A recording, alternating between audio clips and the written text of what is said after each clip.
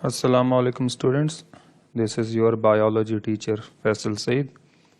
Student, जैसा आपको मालूम है कि हम इन ऑडियो वीडियो लेक्चर्स के ज़रिए अब तक अपने 3 चैप्टर्स कंप्लीट कर चुके हैं और अब ये हमारा 4th chapter which is the most important one, bio energetics है जो अभी हमें स्टार्ट करना है। इसके हवाले से बहुत सारे स्टूडेंट्स को जो प्री डिफाइंड स्टेप्स होते हैं, light reaction, dark reaction, photosynthesis में, या glycolysis, Krebs cycle, electron transport chain, aerobic respiration में जब डिस्कस करते हैं तो बहुत कन्फ्यूजन होती है स्टूडेंट्स को मेमोराइज़ करने में, उनको याद रखने में उन स्टेप्स को, और उनके एमसीक्यू सॉल्व करने में। जो मैंने अपनी टीचिंग एक्सपीरियंस में जो है वो देखा है कि काफ़ी स्टूडेंट इस चैप्टर से जो है वो काफ़ी रिलक्टेंट होते हैं, उनको लगता है कि it's too much boring type और इस तरह का है। कोशिश मेरी होगी इंशाल्लाह कि ये चैप्टर कंप्लीट होगा तो आप इसमें मौजूद जितने भी टॉपिक हमने डिस्कस किए हैं with the help of some mnemonics और some stories, I would like to summarize all the difficult topics. Like अगर मैं ये कहूँ कि जैसे हम लोग अगर कैल्विन साइकिल की बात करेंगे या ग्लाइकोलिसिस या क्रैब साइकिल, तो हम कोशिश यह करेंगे पहले उसे समझ लें और उसके बाद उनको मेमोराइज करने के लिए कुछ हिंट्स डेवलप करें। तो होपफुली स्टूडेंट जैसे जैसे चैप्टर आगे बढ़ता जाएगा आपको चीज़ें समझ में भी आने लगेंगी। We have to start with the chapter named as bioenergetics. So it can be defined as the capturing and conversion of energy from one form into another form. ठीक है, from one form into another या from one form to another. तो bioenergetic can be defined as the capturing and conversion of energy from one form into another form in the body of living organism, and its utilization in metabolic activities is called bioenergetics. यानी bioenergetic को हम define कर रहे हैं कि energy को capture करना। अच्छा, एक बात बड़ी क्लियर है, energy cannot be created nor can be destroyed but can be converted from one form into another form. Similarly, आप मैटर के बारे में भी कहते हैं, matter can not be created nor can be destroyed but can be converted from one form into another form. तो जब हम ये कह रहे हैं एनर्जी को क्रिएट नहीं किया जा सकता तो हम उसे कैप्चर करते हैं। इट मीन्स दैट आपके पास एक एमसीक्यूज कवर हो रहा है जो आपका एक पॉइंट बनता है। यहाँ मैं लिख भी देता हूँ, the ultimate source of energy in this ecosystem और यूनिवर्स इज, तो आपके पास आंसर होगा सोलर एनर्जी।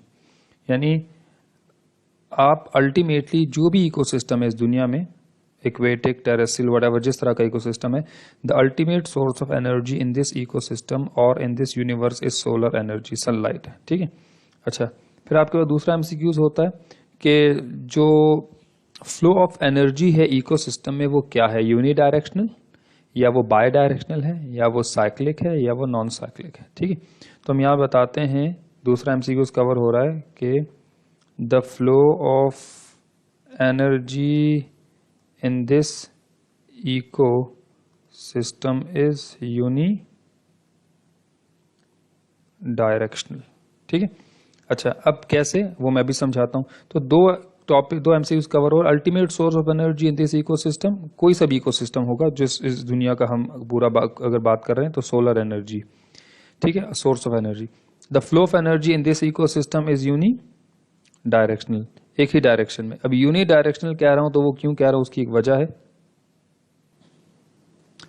देखें, फ्लो ऑफ एनर्जी इकोसिस्टम में यूनी डायरेक्शनल क्यों है, क्योंकि अगर हम सनलाइट की बात करते हैं, ठीक है, सोलर एनर्जी की, तो हमें जो सोलर एनर्जी यानी जो सनलाइट मिलती है यानी पूरे इकोसिस्टम में, वो सबसे पहले प्रोड्यूसर्स को मिलती है। हमें मिलेगी, मैं सनलाइट से कुछ नहीं कर सकता, मतलब मैं सनलाइट की मदद से कोई भी फूड प्रोड्यूस या सिंथेसाइज नहीं कर सकता। लेकिन जब हम सनलाइट की बात करते हैं तो solar energy first of all consume by the producers. फिर प्रोड्यूसर्स को इस्तेमाल करते हैं, प्राइमरी, फिर प्राइमरी को सेकेंडरी, सेकेंडरी को टर्शरी कंज्यूमर, यानी प्रोड्यूसर्स की एनर्जी कंज्यूमर्स में मूव होती है। जब प्रोड्यूसर कंज्यूमर्स की डेथ होती है तो फिर उनको डिकम्पोज करने वाले डिकम्पोजर्स होते हैं, और वही डिकम्पोजर जिस ज़मीन में डिकम्पोज करते हैं डेड बॉडीज़ को, वहीं से प्रोड्यूसर्स को दोबारा से न्यूट्रिएंट्स मिलते हैं। लेकिन इसका ये मतलब नहीं है कि ये एनर्जी दोबारा सन तक जाती हो फिर वापस। तो इस लिहाज से अगर मैं इस जगह इसको ब्लॉक कर देता हूँ तो इकोसिस्टम में अगर यहाँ पे एनर्जी ब्लॉक हो जाएगी तो प्रोड्यूसर्स की डेथ होगी, फिर there will be no more consumers, और फिर डिकम्पोजर, यानी इकोसिस्टम कोलैप्स कर जाएगा। तो इसका मतलब है फ्लो ऑफ एनर्जी इकोसिस्टम में यूनिडायरेक्शनल। हमें ऑलरेडी मालूम है ट्रॉफिक लेवल्स कितने होते हैं, 5 होते हैं, ठीक है। प्रोड्यूसर्स पहला ट्रॉफिक लेवल, फिर कंज्यूमर्स के 3 है। सेकेंडरी उसमें आपके पास आता है कि प्राइमरी कंज्यूमर, सेकेंडरी और टर्शरी कंज्यूमर, उनके ट्रॉफिक लेवल 2, 3 एंड 4, एंड जो 5th ट्रॉफिक लेवल है वो डिकम्पोजर्स का। अच्छा, अब हम जब जिक्र कर रहे हैं बायो एनर्जेटिक तो हमें बहुत इंपॉर्टेंट जो है वो एक ऑर्गेनिक कंपाउंड की डिस्कशन करनी है, और वो है एटीपी। तो यहाँ हम डिस्कस करेंगे role of ATP as currency of energy या एनर्जी रिच कंपाउंड, ठीक है। ATP adenosine triphosphate energy rich compound कहलाया जाता है, ठीक है।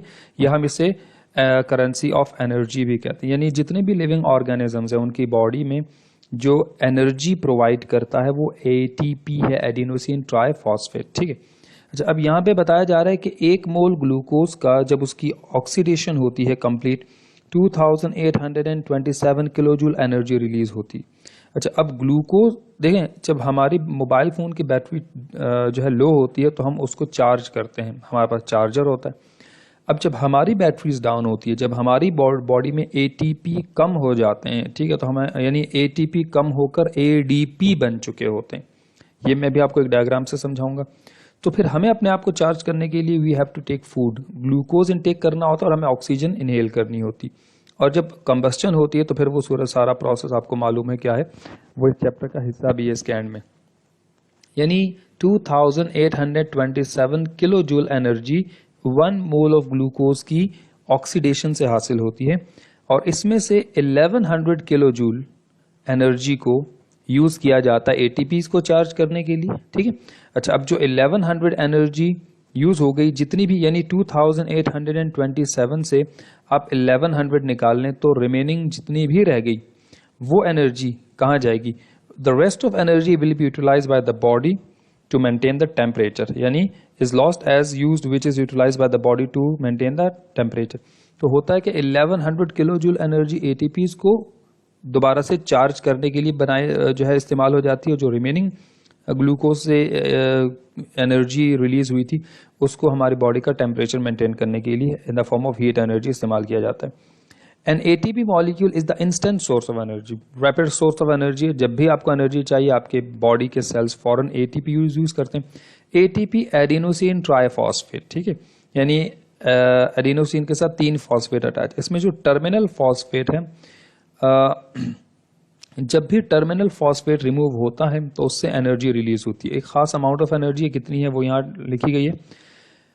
ATP is hydrolyze to ADP, यानी एटीपी हाइड्रोलाइज होकर एडीपी एडेनोसिन ट्राइफॉस्फेट बनता है adenosine di. When 1 ATP is converted into 1 ADP 7.3 kilo calories, यानी 7 अभी आपके एमसीक्यूज का पॉइंट है 7.3 किलो कैलोरी पर मोल एनर्जी रिलीज होती है, या आप उसे कहते हैं 30.6 किलो जूल पर मोल एनर्जी रिलीज होती है बाय द ब्रेकडाउन ऑफ या hydrolysis of 1 ATP molecule into 1 ADP. यहाँ इक्वेशन के जरिए मेंशन भी है। देखिए स्टूडेंट, एक एग्जांपल ये है कि अगर ये हमारे पास एटीपी है, जैसे कि हम बताते हैं कि आपके मोबाइल फ़ोन की जो बैटरी होती है अगर वो फुल है तो एटीपी आपके लिए एज ए बैटरी है, ठीक है, जो फुल चार्ज है और आप इसको इस्तेमाल करें। लेकिन जब आप इसको कंज्यूम करते हैं, आप इसको यूज़ करते हैं, एक्टिविटीज़ परफॉर्म करते हैं, सेल्स अपने फंक्शन परफॉर्म करता है, तो एटीपी एडीपी बन जाता है, एडिनोसिन डाइफॉस्फेट बन जाता है, ठीक है। अच्छा, अब एटीपी जब होता है वो फुली चार्ज बैटरी है, और जब वो एडीपी बनता है वो अब डिस्चार्ज बैटरी है। इसका मतलब है जब आप उसे यूज करते हैं तो ये एरो इस तरफ फॉलो हो जाएगा और एडीपी एडिनोसिन डाई, इसका मतलब एक टर्मिनल फॉस्फेट रिमूव होगा, जो यहाँ पे बताया जा रहा है एटीपी एडीपी बना, एक टर्मिनल फॉस्फेट, आई का मतलब इनऑर्गेनिक फॉस्फेट रिमूव हुआ। अच्छा, जब बॉन्ड टूटता है तो एनर्जी रिलीज होती है, ये बात आपको मालूम है, एक्सर्गोनिक रिएक्शन। तो होगा क्या, 7.3 किलो कैलोरी पर मोल या 30.6 किलो जूल पर मोल के अमाउंट एनर्जी रिलीज होगी। अब आपको इस एडीपी, ये आपके पास एडीपीज हैं जो आपकी बॉडी में अब यूटिलाइज नहीं हो रहे। अब आपको क्या करना है, दोबारा इनटेक ऑफ फूड करना होगा, ग्लूकोज ऑक्सीजन इनहेल करनी है, ग्लूकोज खाना होगा। उसके बाद आपकी बॉडी जब ग्लूकोज की ऑक्सीडेशन करेगी तो उसमें से जो एनर्जी रिलीज होगी उसमें से 1100 किलो जूल एनर्जी को यूटिलाइज किया जाएगा एटीपी मॉलिक्यूल्स को चार्ज करने में, यानी ADP then again will be charge and become ATP.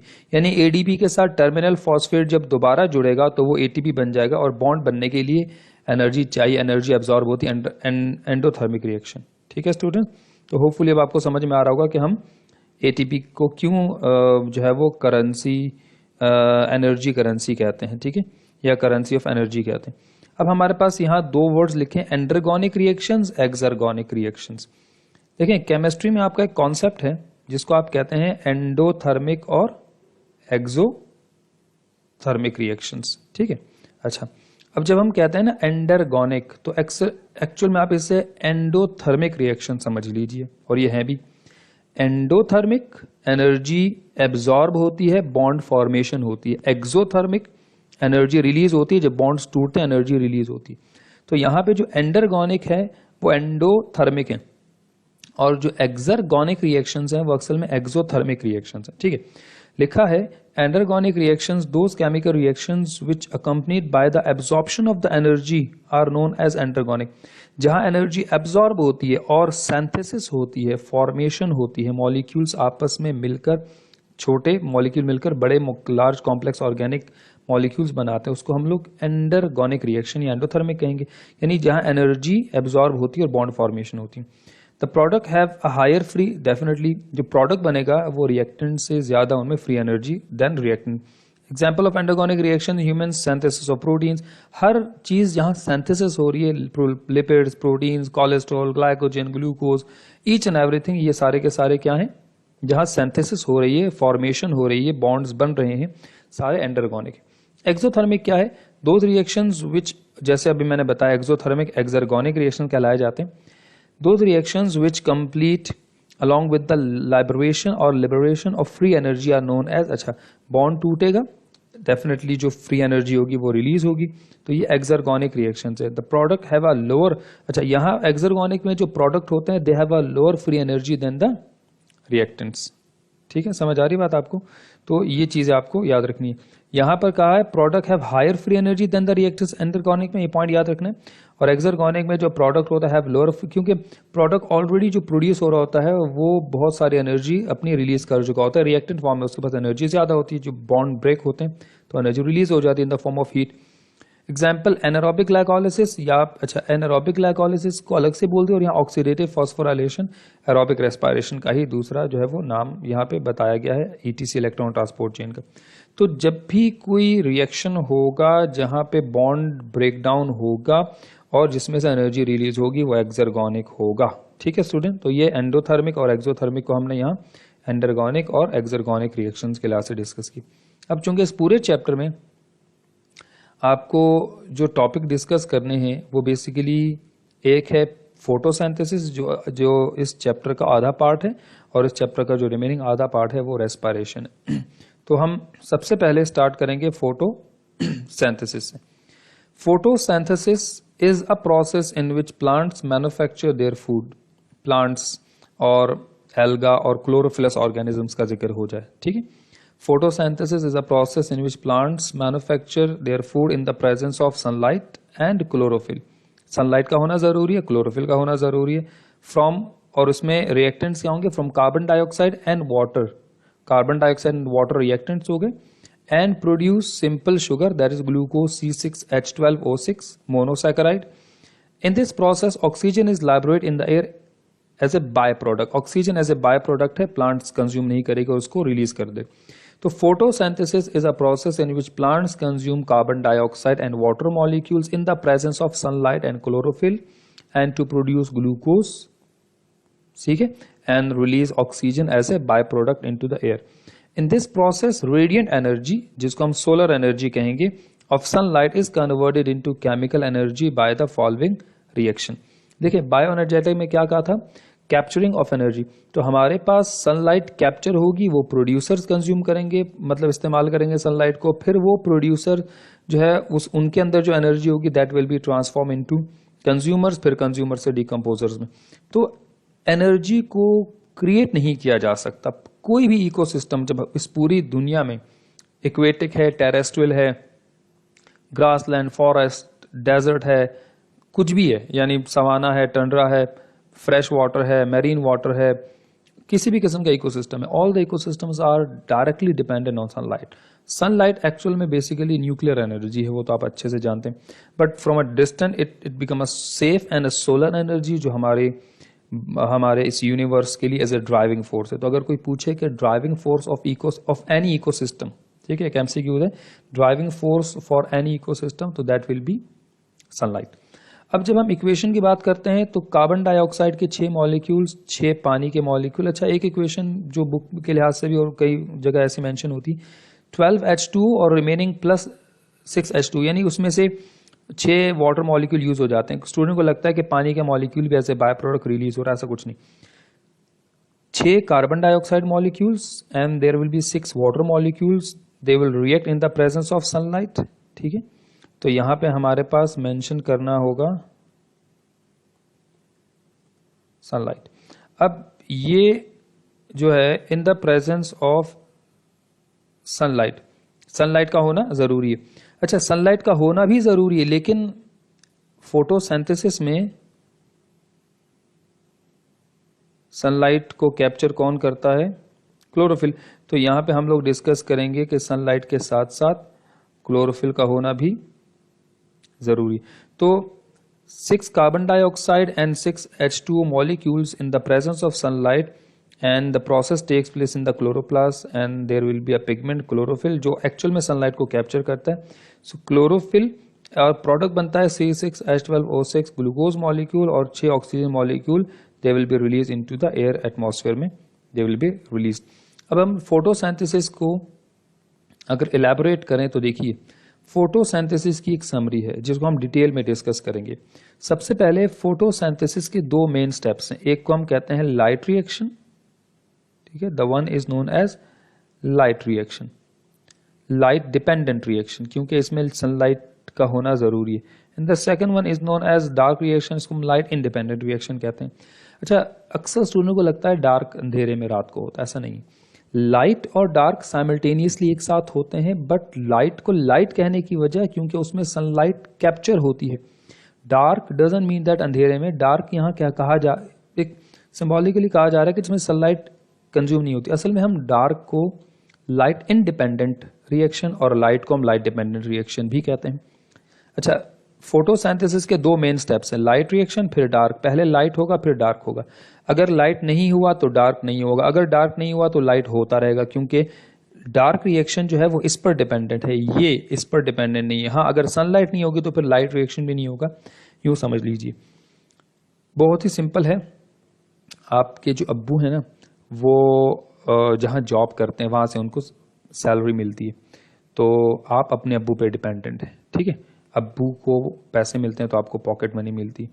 अच्छा, अगर आप पॉकेट मनी नहीं लेंगे तो अब्बू को सैलरी नहीं मिलेगी, ऐसा कुछ नहीं, अब्बू को मिलेगी। और अगर खुदा न खास अब्बू को सैलरी नहीं मिली तो क्या आपको पॉकेट मनी मिलेगी? नहीं मिलेगी। इसका मतलब आप अब्बू पे डिपेंडेंट है और अब्बू ऑफिस वालों पे डिपेंडेंट है, ठीक है। तो डिपेंडेंसी लेवल अलग अलग है।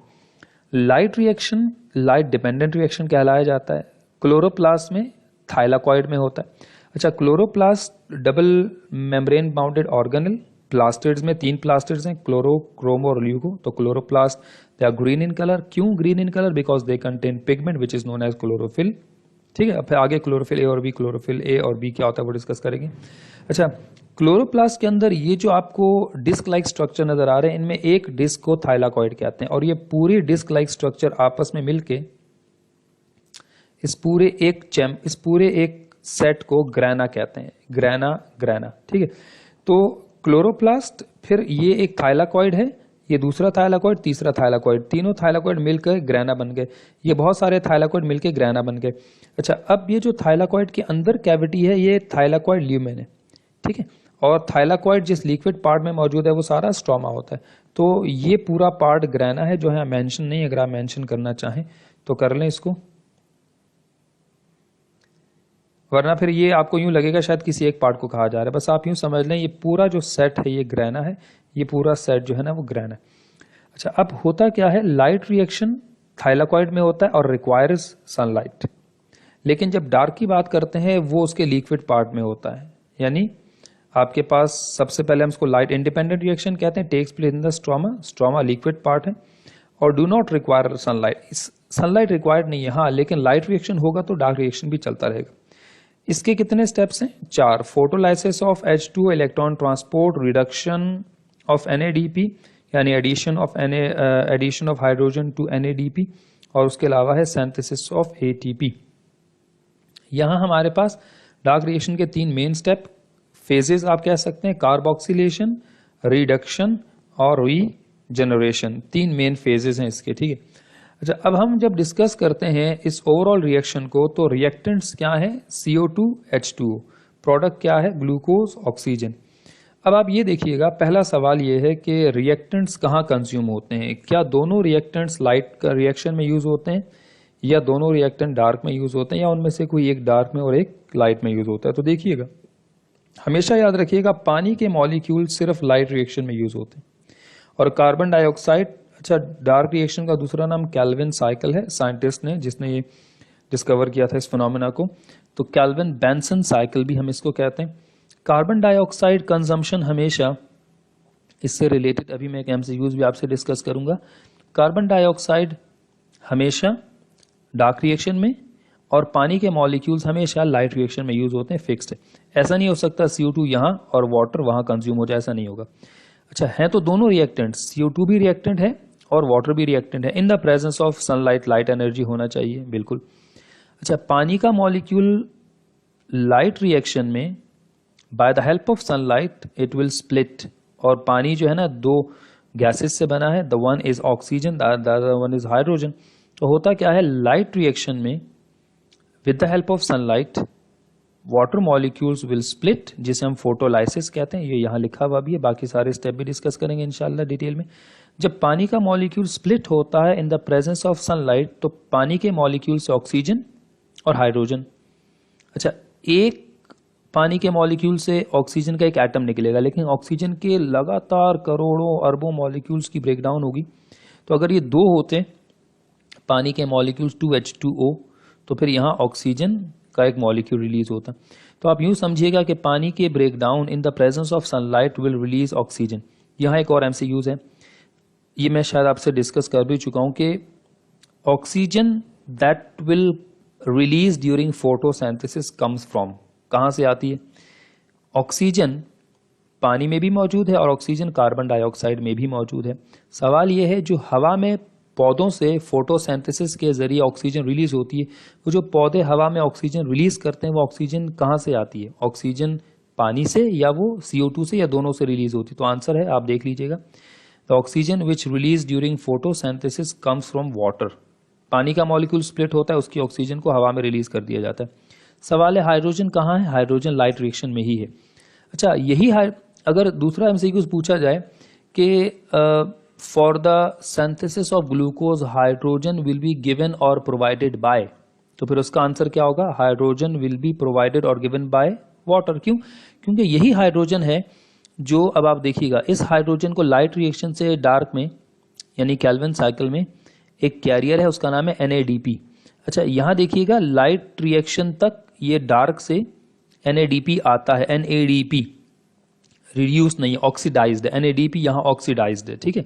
जब वो यहाँ आएगा तो NADP यहाँ आने के बाद जब यहाँ से जाएगा लाइट रिएक्शन से तो अकेला नहीं जाएगा, एक्चुअल में NADP आया था हाइड्रोजन को, ऑक्सीजन तो हवा में रिलीज हो गई, इसकी हाइड्रोजन को NADP अपने साथ अटैच करेगा, NADP विल बिकम NADPH, यानी रिडक्शन हो रही है, NADP रिड्यूस हो रहा है। NADP को एक्चुअल में हम हाइड्रोजन या प्रोटॉन कैरियर्स कहते हैं, H+ प्रोटॉन्स हैं, तो यहाँ हाइड्रोजन या प्रोटॉन कैरियर्स क्या है अगर कोई पूछे तो NADP है, nicotine amide adenine dinucleotide phosphate, full form क्या है? Nicotine amide adenine di nucleotide phosphate, और जो कि न्यूक्लिक एसिड में चैप्टर नंबर 2 बायोलॉजिकल मॉलिक्यूल्स जब आप पढ़ेंगे तो वहां आपको मालूम होगा न्यूक्लिक एसिड की 3 टाइप्स हैं, मोनो न्यूक्लियोटाइड्स, डाई और पॉली। तो जो डाई न्यूक्लियोटाइड्स हैं वो NADP या NAD या FAD होते हैं, जिनका काम एक्चुअल में प्रोटॉन कैरियर्स हैं, ठीक है। तो NADP लाइट रिएक्शन से हाइड्रोजन को अपने साथ अटैच करेगा और it will become reduce, hydrogen add होने से रिडक्शन हो गई, और NADPH2 जाएगा डार्क के पास। क्यों गया? क्योंकि वहां जाके इस हाइड्रोजन को CO2 को देना है, और यानी NADPH कार्बन डाइऑक्साइड को H डोनेट करेगा और दोबारा से वापस NADP बनकर आएगा, ऑक्सीडाइज होकर आएगा। हाइड्रोजन जब वो लूज करेगा तो ऑक्सीडाइज होगा और फिर वापस ये। लेकिन एक सवाल है, लाइट रिएक्शन के लिए जो एनर्जी है वो तो सनलाइट है, डार्क रिएक्शन को एनर्जी कौन दे रहा है? ठीक है, तो याद रखिएगा लाइट रिएक्शन NADPH के अलावा लाइट रिएक्शन ATP मॉलिक्यूल्स भी लाइट रिएक्शन में प्रोड्यूस होते हैं, जिसे हम सिंथेसिस ऑफ ATP कहते हैं। तो यानी यहां पर जो सोलर एनर्जी है वो केमिकल एनर्जी में कन्वर्ट होके लाइट रिएक्शन से वो डार्क रिएक्शन, और फिर जो केल्विन साइकिल को ड्राइविंग फोर्स चाहिए, एनर्जी चाहिए फॉर केमिकल रिएक्शन, ये सारे ATP मॉलिक्यूल्स उसके केमिकल रिएक्शंस को एनर्जी देंगे, और फिर रिटर्न में ATP again will become ADP adenosine di, और ये दोबारा यहाँ आएगा यहाँ से। यानी इसका मतलब है H2O यहाँ से ऐसे मूव कर रहा है, CO2 यहाँ से मूव करता वो, और फाइनली जब ये NADP अपना जो H है हाइड्रोजन, जब वो केल्विन साइकिल में कार्बन डाइऑक्साइड को प्रोवाइड करेगा, बहुत सारे स्टेप्स होंगे यहाँ जो डिस्कस करेंगे, तो फाइनली कार्बन डाइऑक्साइड में कार्बन ऑक्सीजन है, तो ग्लूकोज में क्या है? C6H12O6। तो यहाँ जो ग्लूकोज होगा, अगर हम उसका जिक्र कर रहे हैं, तो ग्लूकोज के पास, ठीक है, तो यहां ग्लूकोज के पास जो हाइड्रोजन की कमी थी, वो हाइड्रोजन की कमी किसने पूरी कर दी?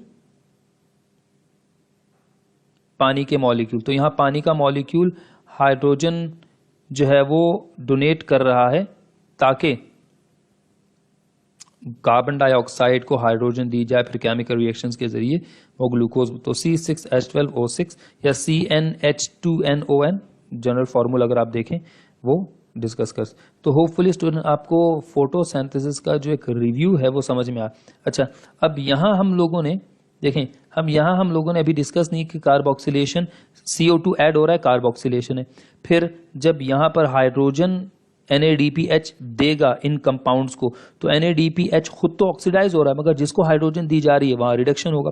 तो addition of CO2 carboxylation, hydrogen जब इस केल्विन साइकिल को गिवन होगी तो रिडक्शन, और फिर लास्ट में रीजनरेशन में, क्योंकि साइक्लिक प्रोसेस है तो एक कंपाउंड है जो दोबारा से रिसाइकल होके इस केल्विन साइकिल को कंटिन्यूसली जो है ना वो रन करता रहता है, वो रीजनरेशन है। तो जब डिटेल में पढ़ेंगे इंशाल्लाह आपको रीजनरेशन का भी स्टेप मालूम हो जाएगा। तो होपफुली स्टूडेंट यहां तक आपको चीजें अच्छे से समझ में आ रही होंगी। स्टूडेंट्स, अभी आप लोगों ने जैसे कि डिस्कस किया सनलाइट कैप्चर होगी लाइट रिएक्शन में। इसका मतलब यह है कि सनलाइट को कैप्चर करने के लिए जैसे आप बात करते हैं फोटो सेल्स होते हैं, फिजिक्स में आपने पढ़ा होगा, जैसे आप सोलर पैनल्स की बात करते हैं तो सनलाइट जब उन पैनल्स पे स्ट्राइक करती है तो उन पैनल्स में सनलाइट को कैप्चर किया जाता है, फिर उससे बैटरी चार्ज होती है, फिर वो पूरा प्रोसेस। यहाँ हमारे पास लाइट रिएक्शन में जो ग्रेना है, और ग्रेना के अंदर जो थाइलाकॉइड का जिक्र हुआ, अब उस थाइलाकॉइड की डिटेल हम पढ़ेंगे, मगर इतना बता दूं कि हमारे पास लाइट कैप्चरिंग पिगमेंट्स जो मेन है वो दो हैं, वो मेन हम क्लोरोफिल कहते हैं, उनमें एक क्लोरोफिल ए और एक क्लोरोफिल बी है, ठीक है। अब हम उनका एक डिफरेंस देख रहे हैं। क्लोरोफिल ए का एक मॉलिक्यूलर फार्मूला जो आपको याद होना चाहिए, इंपॉर्टेंट है, ठीक है, C55H72O5N4Mg, और हमारे पास जो है क्लोरोफिल बी का फार्मूला C55H70O6N4Mg। तो ये आपको दोनों मॉलिक्यूलर फार्मूला जो है वो याद होने चाहिए, क्लोरोफिल ए का, क्लोरोफिल बी का। अच्छा, इसमें फंक्शनल ग्रुप CH3 है, मिथाइल, और इसमें आपके पास CHO, इसका फंक्शनल ग्रुप एल्डिहाइड है, ठीक है। ये एक डिफरेंस हो गया। अक्रेंस जितने भी फोटोसिंथेटिक ऑर्गेनिजम्स हैं एक्सेप्ट फोटोसिंथेटिक बैक्टीरिया, ठीक है, उसमें नहीं होता। जितने भी फोटोसिंथेटिक ऑर्गेनिज्म एक्सेप्ट बैक्टीरिया यानी प्लांट्स, एल्गा, इनमें सब में होता है। In association with chlorophyll A in all green plants and alga वगैरह, ठीक है। तो ग्रीन प्लांट्स के अंदर भी और एल्गा वगैरह में भी जो है ना ये मौजूद होता है। इसके अलावा अगर हम कलर की बात करें तो कलर जो है वो क्लोरोफिल ए का ब्लूइश ग्रीन है, ठीक है। ये आपने क्रोमेटोग्राफी अपने फर्स्ट ईयर के बॉटनी के प्रैक्टिकल्स में क्रोमेटोग्राफी प्रोसेस किया होगा, तो उसमें आपको रेड कैरोटीन की वजह से, उसमें येलो ज़ेंथोफिल की वजह से, उसमें ब्लूइश ग्रीन और क्लोरोफिल ए और येलोइश ग्रीन क्लोरोफिल बी। तो कलर क्लोरोफिल ए का ब्लूइश ग्रीन होता है, ठीक है, और क्लोरोफिल बी का येलोइश ग्रीन कलर होता है। तो ये कुछ डिफरेंसेस थे क्लोरोफिल ए और क्लोरोफिल बी के हवाले से। अगर हम क्लोरोफिल ए और बी का जो मॉलिक्यूलर स्ट्रक्चर है देखें तो क्लोरोफिल बी और क्लोरोफिल ए में जो डिफरेंस है वो फंक्शनल ग्रुप है जो यहाँ मेंशन है CH3, थोड़ा विजिबल नहीं होगा आपको, क्लियरली नज़र नहीं आ रहा होगा। और यहाँ जो फंक्शनल ग्रुप है वो CHO है, एल्डिहाइड, जो हमने डिस्कस किया। अच्छा, अब क्लोरोफिल ए और बी का जो स्ट्रक्चर है उसमें ये हेड पोर्शन है और ये उसका टेल है, हाइड्रोफोबिक टेल कहलाए जाते हैं, ठीक है। अच्छा, जो हेड है उसको हम जो है वो रिंग, क्योंकि रिंग लाइक स्ट्रक्चर है तो उसको हम लोग कहते हैं पोरफायरिन रिंग या पोरफायरिन हेड। तो ये जो है उसका पोरफायरिन हेड पोर्शन है और ये जो है उसका फाइटोल टेल पार्ट कहलाया जाता है। तो ये फाइटोल टेल पार्ट कहलाया जाएगा।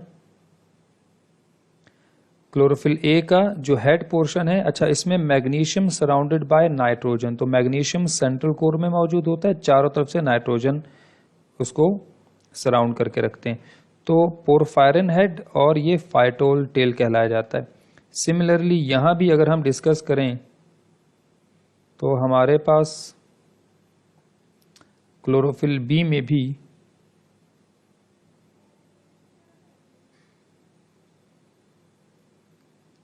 उसका जो हेड है उसे हम पोरफायरिन हेड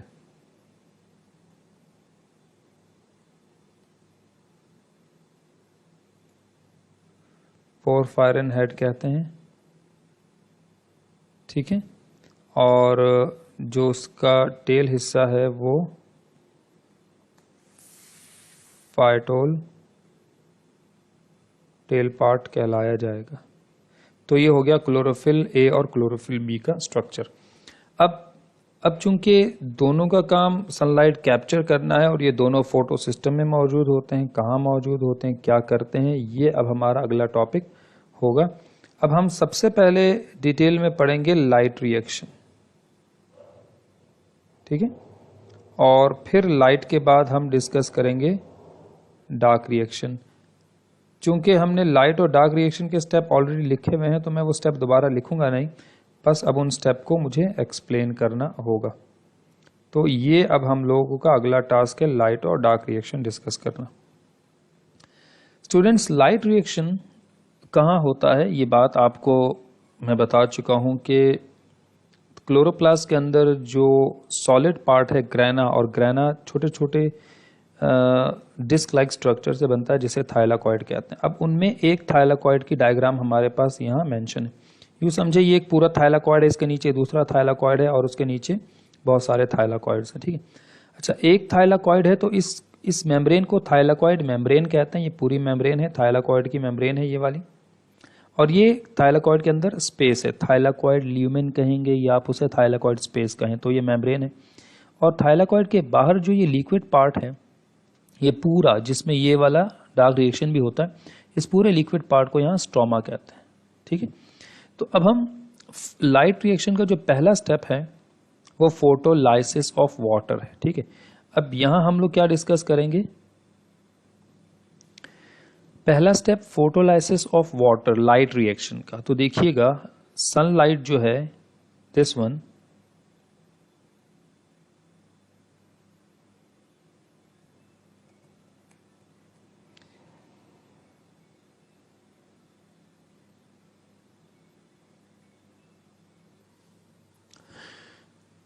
तो सनलाइट जो है ना वो लीव्स के ऊपर हर जगह स्ट्राइक करती है। सिमिलरली सनलाइट पानी के मॉलिक्यूल जो थाइलाकोइड ल्यूमेन में मौजूद हैं, सनलाइट पानी के मॉलिक्यूल को स्प्लिट कर देगी। That will be known as photolysis, यानी by the help of photo यानी सनलाइट, लाइसिस यानी break down of water molecule होगा। अच्छा, पानी का मॉलिक्यूल जो ब्रेक डाउन होगा तो 3 चीजें निकलेंगी इसमें। वो 3 चीजें क्या है मैं यहां बता देता हूं। पानी का मॉलिक्यूल ब्रेक डाउन होगा तो 2 hydrogen ions, 2 protons, oxygen 1 atom है तो हम हाफ O2 करके लिखेंगे इसको, ठीक है। अच्छा, जब दूसरा पानी का मॉलिक्यूल निकलेगा तो टोटल हो जाएंगे 4 हाइड्रोजन आइंस और फिर पानी का 1 मॉलिक्यूल हो जाएगा, यानी 2 हाफ O2 मिलकर 1 O2 बन जाएगा, यानी ऑक्सीजन का 1 मॉलिक्यूल बन जाएगा। सवाल यह है कि पानी का मॉलिक्यूल जब ब्रेक डाउन होता है तो मैंने बताया 3 चीजें निकलती हैं, ठीक है। उनमें से 2 हाइड्रोजन, 1 मॉलिक्यूल टूटने से 2 हाइड्रोजन, 1 ऑक्सीजन, और तो तीसरी चीज क्या है वो जरा सुन लीजिएगा। जो तीसरी चीज है वो है इलेक्ट्रॉन्स, ठीक है। क्या है वो? इलेक्ट्रॉन्स हैं। अब ये कितने इलेक्ट्रॉन्स हैं ये भी देख लीजिएगा, मैं लिख देता हूं, सॉरी 2 इलेक्ट्रॉन्स हैं, यानी 2 इलेक्ट्रॉन्स, 2 हाइड्रोजन और 1 ऑक्सीजन एटम पानी के 1 मॉलिक्यूल की ब्रेकडाउन से हमें मिलेंगे, रिलीज होंगे, ठीक है। अच्छा, अब सवाल यह है कि ये जो जो भी इनके प्रोडक्ट्स हमें मिले हैं, इन प्रोडक्ट का क्या होगा। Oxygen in the form of O2 molecular, it will diffuse through the thylakoid membrane and then stroma of a chloroplast से बाहर निकल के स्टोमेटा के जरिए रिमूव हो जाएगी। तो ऑक्सीजन तो as a by product remove हो रही है। 2 हाइड्रोजन, फिर एक और पानी का मॉलिक्यूल ब्रेक डाउन होगा तो 2 मजीद हाइड्रोजन, करते करते मिलियंस ऑफ हाइड्रोजन अभी यही होंगे। इनका मैं एंड में बताऊंगा क्या होगा, एरोज आपको थोड़ा बहुत समझा भी रहे होंगे इसको। लेकिन सवाल है 2 इलेक्ट्रॉन्स जो रिलीज हुए उनका क्या होगा। जो पानी की ब्रेकडाउन से 2 इलेक्ट्रॉन्स भी रिलीज होते हैं। अब ये बात मुझे आपको समझानी है जो बहुत इंपॉर्टेंट है। देखें, जब हम बात करते हैं लाइट रिएक्शन की, तो लाइट रिएक्शन में फोटोलाइसिस के बाद अगला स्टेप है इलेक्ट्रॉन ट्रांसपोर्ट चेन। कभी भी कोई भी केमिकल रिएक्शन इलेक्ट्रॉन के लॉस या गेन, ऑक्सीडेशन या ऑक्सीडेशन या रिडक्शन की वजह से अगर हम कहें तो वो केमिकल रिएक्शन परफॉर्म होता है। यानी कहीं इलेक्ट्रॉन्स गेन हो रहे हैं, कहीं पर लूज हो रहे हैं। अब जब हम सनलाइट का जिक्र कर रहे हैं तो यहां पे ये जो सनलाइट है ये सिस्टम है, और इस सिस्टम का नाम क्या है मैं यहां लिख देता हूं। इसको हम फोटो सिस्टम 2 कहते हैं, PS2, फोटो सिस्टम 2, ठीक है। इसका नाम फोटो सिस्टम 2 है। और यहां हमारे पास एक सिस्टम है PS1, फोटो सिस्टम 1। अच्छा, अगर हम सीक्वेंस देखें पहले PS1 होना चाहिए था, फोटो सिस्टम 1 देन 2, तो ऐसा क्यों है? असल में पहले डिस्कवर हुआ था फोटो सिस्टम, एक ही डिस्कवर हुआ था, साइंटिस्ट को लगता था एक ही है, लेकिन बाद में पता चला कि फोटो सिस्टम इसके अलावा एक और भी है, तो इसको फोटो सिस्टम 1 और इसको फोटो सिस्टम 2 का नाम दे दिया, ठीक है। अब एक और चीज आपको याद रखनी है कि फोटो सिस्टम 1 हो या 2 हो, दोनों का मैकेनिज्म ऑफ एक्शन सेम है। दोनों सनलाइट को कैप्चर करते हैं, जो कि यहां आपको दिखाई भी दे रही है सनलाइट के लिहाज से, ठीक है। दोनों का काम होता है सनलाइट को कैप्चर करना। लेकिन फर्क क्या है? फर्क यह है कि जो फोटो सिस्टम 2 है वो 680 नैनोमीटर वेवलेंथ ऑफ लाइट, ठीक है, 680 नैनोमीटर वेवलेंथ ऑफ लाइट, और जो फोटो सिस्टम 1 है वो 700 नैनोमीटर वेवलेंथ ऑफ लाइट को एब्जॉर्ब करता है, ठीक है students. 680 nanometer wavelength of light will be absorbed by photosystem 2 and 700 nanometer wavelength of light will be absorbed by photosystem 1. तो ये जो वेवलेंथ ऑफ लाइट्स हैं 680 और 700 नैनोमीटर, ये दोनों फोटो सिस्टम 2 और फोटो सिस्टम 1 में अलग अलग सनलाइट जो है ना इस वेवलेंथ की जब कैप्चर होती है, तो फोटो सिस्टम कैसे काम करता है वो ज़रा मुझे एक डायग्राम से आपको समझाना है। कुछ चीज़ें आपको क्लियर करनी है, तो होपफुली ताकि हम इसको कंटिन्यू कर सकें। देखें स्टूडेंट्स, फोटो सिस्टम 1 हो या 2 हो, उसकी एक जो एनलार्ज डायग्राम यहाँ मैं आपको दिखा रहा हूँ। देखें, फोटो सिस्टम 1 हो या 2 हो, उसमें एक होता है रिएक्शन सेंटर। ये जो एरिया है ये रिएक्शन सेंटर का है, ठीक है। अच्छा, इसके अलावा इसके चारों तरफ ये जो डिस्क लाइक स्ट्रक्चर है, ये सब chlorophyll A, chlorophyll B and some other pigments, carotenoids वगैरह मौजूद होते हैं। जो रिएक्शन सेंटर है वो ये है एक्चुअल में, और फिर ये प्राइमरी इलेक्ट्रॉन एक्सेप्टर है जिसको फियोफाइटिन कहते हैं। इसका नाम अभी मैं आपको बताता हूँ। होता यह है कि लाइट या सनलाइट जो है, जो solar energy in the form of photons when it strikes, so according to Bohr atomic model, जब भी किसी एटम पर कोई एनर्जी स्ट्राइक करती है तो उसके जो इलेक्ट्रॉन्स होते हैं वो ग्राउंड स्टेट से हायर एनर्जी स्टेट में ट्रांसफर हो जाते हैं, मूव करते हैं। सिमिलरली फोटोन यानी sunlight in the form of photon, whenever it strikes on the chlorophyll molecules, each chlorophyll molecule will transfer its electrons, ये transfer of energy in the form of क्या, electron. तो इसके जो दो valence electrons है वो shift होंगे and they will move into this chlorophyll molecule. अब इसको जो एनर्जी मिलेगी, इसके इलेक्ट्रॉन नॉकआउट होंगे, वो यहां जाएंगे। देन इसको जो एनर्जी मिलेगी, तो ये basically flow of electron start हो रहा है। सिमिलरली इलेक्ट्रॉन यहां स्ट्राइक करेंगे, यहां से यहां मूव करेंगे और फिर इधर चले, यानी अल्टीमेटली ये सारे के सारे एंटीना कॉम्प्लेक्स कहलाए जाते हैं। लिखा हुआ एंटीना पिगमेंट मॉलिक्यूल्स या एंटीना कॉम्प्लेक्स। यानी इस पार्ट को छोड़कर, ये जो मैं यहाँ हाईलाइट कर रहा हूँ, इस पार्ट को छोड़कर, यानी रिएक्शन सेंटर प्राइमरी इलेक्ट्रॉन को छोड़कर बाकी सब एंटीना कॉम्प्लेक्स है, एंटीना पिगमेंट्स हैं। इसको यूं समझ लें, ये अम्मी है, ठीक है, और छोटा भाई, बड़ा भाई, छोटी बहन, बड़ी बहन, आप खुद, ठीक है, सब लोग, और अब्बू भी। इन सबको जो अमाउंट मिलती है, जो ईदी मिलती है, अब्बू को सैलरी मिलती है, तो अम्मी क्या कहती हैं, बेटा मेरे पास रखवा दो, जमा करवा दो, मैं दे दूंगी बाद में। बोलती तो हैं। बिल्कुल ऐसे ही सारे के सारे एंटीना कॉम्प्लेक्स से इलेक्ट्रॉन्स को लेकर अपने पास इलेक्ट्रॉन्स का अंबार लगाना रिएक्शन सेंटर का काम है। इसके दो इलेक्ट्रॉन कुछ नहीं कर सकते अकेले, इसके भी दो कुछ नहीं कर सकते, ये दो बेचारे कुछ नहीं कर सकते, लेकिन इन सबके दो दो करते करते 2000 या 2 लाख हो जाएं अगर, तो इतने सारे एक बड़ी ड्राइविंग फोर्स प्रोड्यूस करते हैं। तो एंटीना कॉम्प्लेक्स के सारे इलेक्ट्रॉन्स को एक्साइट कौन करता है, सनलाइट। तो सनलाइट का रोल क्या है, excitation of electrons in the photo system 2 and photo system 1, and all those electrons will be accumulated in the reaction centre. अब ये सारे रिएक्शन सेंटर के इलेक्ट्रॉन्स को सबसे पहले पिक करेगा प्राइमरी इलेक्ट्रॉन एक्सेप्टर, जिसको फियोफाइटिन कहते हैं, ठीक है, PHEOPHYTIN, फियोफाइटिन। मैं यहाँ लिख नहीं सकता बिकॉज यहाँ जो है ना उस टाइप ऐड करने का कोई ऑप्शन नहीं। तो जो फियोफाइटिन है वो इन इलेक्ट्रॉन्स को रिसीव करेगा और फिर वो उनको आगे ट्रांसपोर्ट कर देगा, और वो इनको आगे किसको देगा, ये अब मैं आपको समझाऊंगा, जो हम डायग्राम इससे पहले डिस्कस कर रहे थे। तो अगेन स्टूडेंट, फोटो सिस्टम 1 हो चाहे 2 हो, उसके काम करने का मैकेनिज्म मैंने आपको समझाना था। वेवलेंथ ऑफ लाइट अलग अलग एब्जॉर्ब होती है, मगर मैकेनिज्म दोनों का सेम है। एक्साइटेशन ऑफ इलेक्ट्रॉन्स, फिर वो इलेक्ट्रॉन्स रिएक्शन सेंटर के पास जमा होते हैं और फिर वो एक प्राइमरी इलेक्ट्रॉन एक्सेप्टर के जरिए आगे ट्रांसपोर्ट हो जाते हैं, ये इलेक्ट्रॉन्स हैं। अब स्टूडेंट्स देखिए, फोटो सिस्टम 2 के इलेक्ट्रॉन्स, ये फोटो सिस्टम 2 के इलेक्ट्रॉन्स PQ को मिल रहे हैं, ठीक है। यानी अगर मैं यहाँ मेंशन कर दूं कि ये जो इलेक्ट्रॉन्स हैं वो इलेक्ट्रॉन्स फोटो सिस्टम, हम 2 मेंशन कर देते हैं, ऐसे बहुत सारे इलेक्ट्रॉन्स जो है ना वो आगे ट्रांसपोर्ट होते रहेंगे।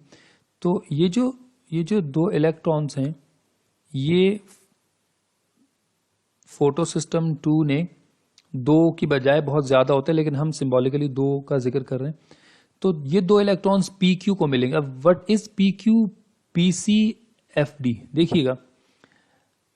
अच्छा, ये फोटो सिस्टम 2 है, ये फोटो सिस्टम 1 है, इनके बीच में मेम्ब्रेन के अंदर ये भी एक कॉम्प्लेक्स प्रोटीन है। इसका नाम क्या है, इसको कहते हैं साइटोक्रोम कॉम्प्लेक्स, साइटोक्रोम कॉम्प्लेक्स, ठीक है, यहाँ लिख देता हूं मैं, इसका नाम हमारे पास साइटोक्रोम कॉम्प्लेक्स है। अब इसका काम भी बता देता हूं।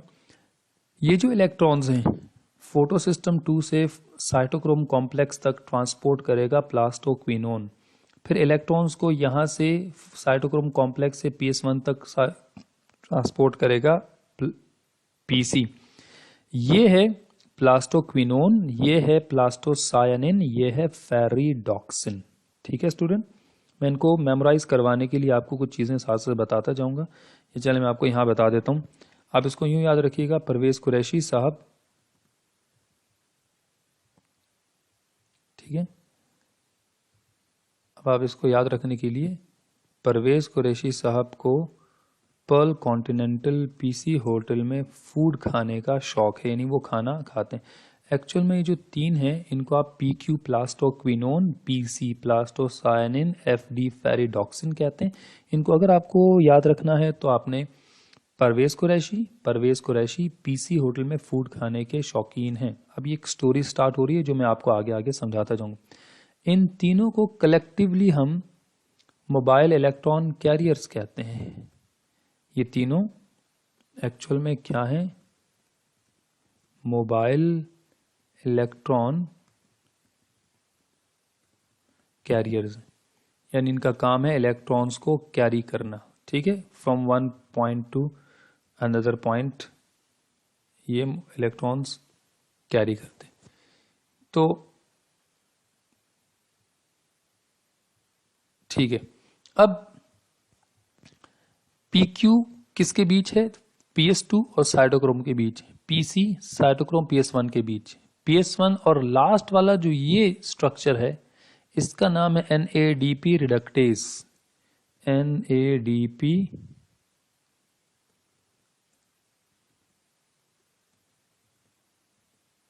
रिडक्टेज, या आप इन्हें NADP रिडक्शन साइट भी कहते हैं। ठीक है, NADP रिडक्टेज या NADP रिडक्शन साइट। कोशिश है कि खिचड़ी ना बने ताकि चीजें आपको समझ में आती भी रहें। अच्छा ठीक है, अब ये हो गया PS2 cytochrome complex, PS1 NADP reductase. Electrons यहां से यहां तक जाएंगे, तो जब ये PS2 से रिडक्टेज तक जाएंगे तो इस पूरे प्रोसेस को इलेक्ट्रॉन ट्रांसपोर्ट चेन कहेंगे। डन, ETC जो हमारे लाइट रिएक्शन का सेकंड स्टेप है। ये जो दो इलेक्ट्रॉन PQ को मिलेंगे प्लास्टोक्विनोन, तो दो इलेक्ट्रॉन गेन करने से -2 चार्ज आएगा, -2 है ना। अच्छा, अब ये जो हाइड्रोजन है, ये हाइड्रोजन कहां से आया, ये बड़ी इंपॉर्टेंट चीज है। देखें, स्ट्रोमा में बहुत सारी हाइड्रोजन ऑलरेडी मौजूद होती है। अब आप ये पूछेंगे हाइड्रोजन कहाँ से आती है, कैसे आती है, ये आपको एंड में मालूम हो जाएगा। बस इतना समझ लीजिए कि जो स्ट्रोमा की हाइड्रोजन होती है वो H+ प्रोटॉन्स हैं, और जो PQ को इलेक्ट्रॉन्स मिलते हैं तो PQ नेगेटिव हो जाता है। इसको हम कहते हैं PQH, सॉरी यस, अभी हमारे पास क्या होगा, PQ को जब दो इलेक्ट्रॉन मिलेंगे तो -2 चार्ज आएगा, और एक हाइड्रोजन को एक इलेक्ट्रॉन चाहिए, तो जब -2 होगा तो इसका मतलब है दो हाइड्रोजन अट्रैक्ट होंगे। ये जो PQ है ये बन जाएगा PQH, और ये PQH जाएगा साइटोक्रोम कॉम्प्लेक्स के बाद। अब यहां पे एक छोटी सी स्टोरी ऐड करते हैं। PS2 आपका घर है, साइटोक्रोम कॉम्प्लेक्स नानी का घर है। ये आपका घर है, ये आपकी नानी का घर है। परवेज कुरैशी ये आप हैं, ठीक है। अच्छा, अब आप घर से इलेक्ट्रॉन्स यानी चॉकलेट लेके निकले, आपके घर में चॉकलेट बनाने की फैक्ट्री है, और आप घर से आपको बोला गया कि बेटा ये जो बहुत सारे चॉकलेट्स हैं ये लीजिए, आपसे कहा गया लीजिए और देकर आइए। कहाँ, यहाँ देकर आइए। तो जब आप रवाना हुए मोहल्ले में, असल में गली के स्टार्ट से गली के एंड में नानी का, ये आपका घर, नानी का घर। तो जो PQ है वो आप हैं। जैसे आप बहुत सारी कैंडी वगैरह चॉकलेट्स लेके निकले तो आपको देखकर मोहल्ले के जो बच्चे हैं, आपको देखकर जो मोहल्ले के बच्चे हैं वो बिदक गए, यानी उन्होंने देखा कि भाई ये तो उनके काम की चीज़ है जो आपके पास है, बहुत सारे हाइड्रोजन जो स्ट्रोमा में यानी गली में मौजूद है। फौरन बच्चे लपक के और आपसे चिमट गए। अब आप भागते भागते नानी के घर पहुंचे। नानी ने दरवाज़ा खोला तो नानी ने पूछा, बेटा मैंने आपको सिर्फ इनके लिए बोला था ये लेकर आओ चॉकलेट, आप ये भी पकड़ के ले आए। तो आप नानी से कहेंगे, नानी असल में मैं चॉकलेट ही लेकर आ रहा था या आ रही थी।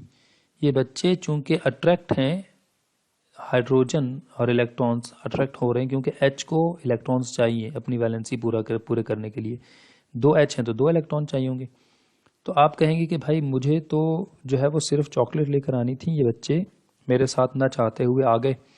तो नानी साइटोक्रोम कॉम्प्लेक्स क्या कहेंगे सुनिएगा। वो कहेंगे ठीक है, इट्स ओके, डोंट वरी, आप ये चॉकलेट मुझे दें। नानी ने आपकी चॉकलेट्स लेकर आगे ट्रांसफ़र कर दी।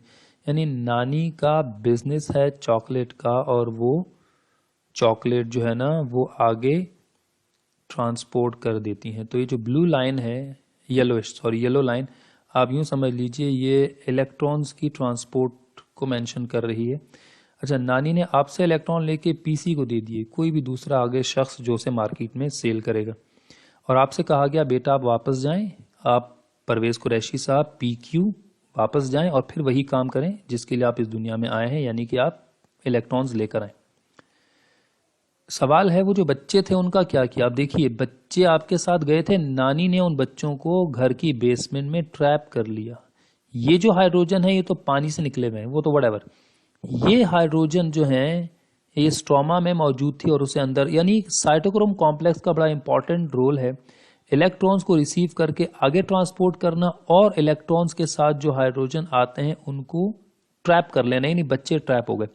अब ये 2 बच्चे नहीं है, ऐसे करते करते आप जितनी मर्तबा मूव करके आएंगे, 2, 4, 8, 10, 12, मतलब करते करते 14, 16, 32 बच्चों की तादाद बेसमेंट में, यानी नानी बच्चों को ट्रैप कर रही हैं। अब ये मत समझिएगा कि वो उन्हें फ्राई करके खा जाएंगी, ऐसा कुछ नहीं है, ठीक है।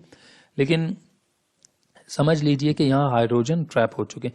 तो क्या आपको ऐसा नहीं लगता कि मोहल्ले में बच्चों की तादाद कम हो रही है, क्योंकि बच्चे हर बार आपके पीछे आते हुए और वो आपके पास आपके साथ होते हुए नानी के घर आते हैं, नानी उन्हें ट्रैप कर लेती। तो मोहल्ले में, मोहल्ला क्या है, स्ट्रोमा, मोहल्ले में हाइड्रोजन कंसंट्रेशन कम हो रही है, बहुत ज़्यादा थी, अब उसको कम किया जा रहा है। क्यों कम किया जा रहा है, ये इंपॉर्टेंट पॉइंट है जो आपको समझ में आएगा। तो स्टूडेंट, दो स्टेप हो गए लाइट रिएक्शन की।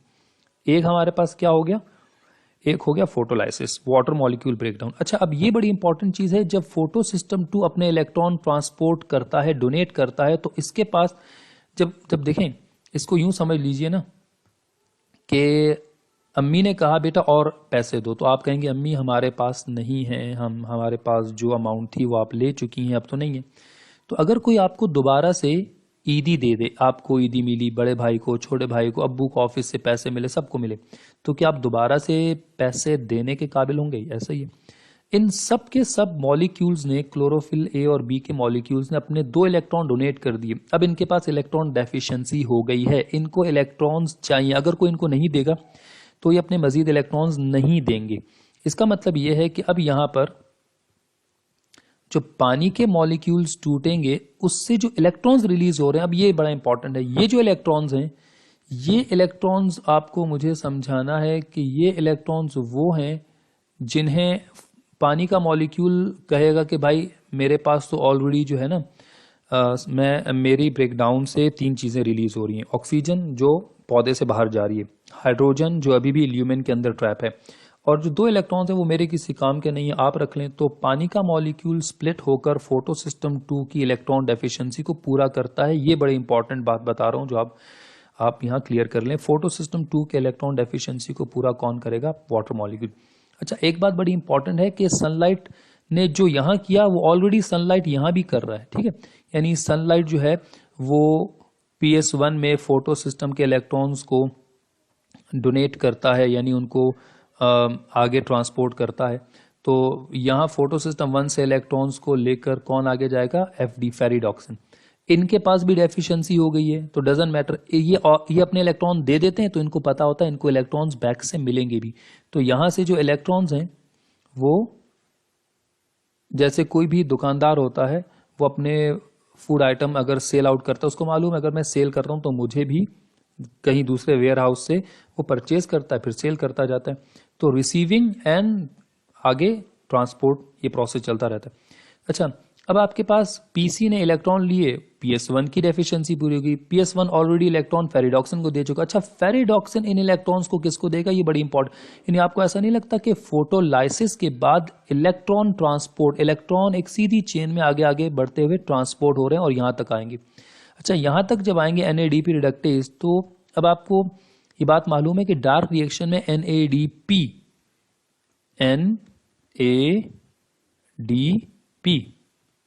यानी जो ऑक्सीडाइज था वो एनएडीपी आया है डार्क से, ठीक है, ये रहा डार्क से। अब डार्क में कैसे कंज्यूम होगा?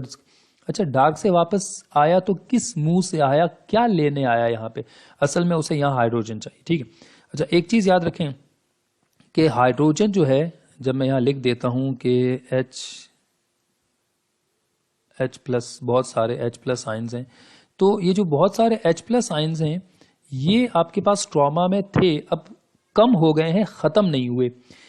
कम क्यों हुए? क्योंकि आपको मालूम है यहां से वो ट्रैप हो गए नानी के घर में। अब जो थोड़े बहुत हाइड्रोजन बचे हैं, यानी जो थोड़े बहुत हाइड्रोजन स्ट्रोमा में इधर उधर मूव कर रहे होंगे, मैं लिख देता हूं यहां पे, लेट सपोज यहां, तो अब ये जो हाइड्रोजन है it will taken up by NADP. तो ये जो इलेक्ट्रॉन है दैट विल बी एनएडीपी, असल में ऑक्सीडाइज होकर आया है। एक इलेक्ट्रॉन तो इसकी अपनी वैलेंसी को पूरा करेगा और इसका जो दूसरा इलेक्ट्रॉन है वो इस हाइड्रोजन को अट्रैक्ट करेगा कि वो एनएडीपी।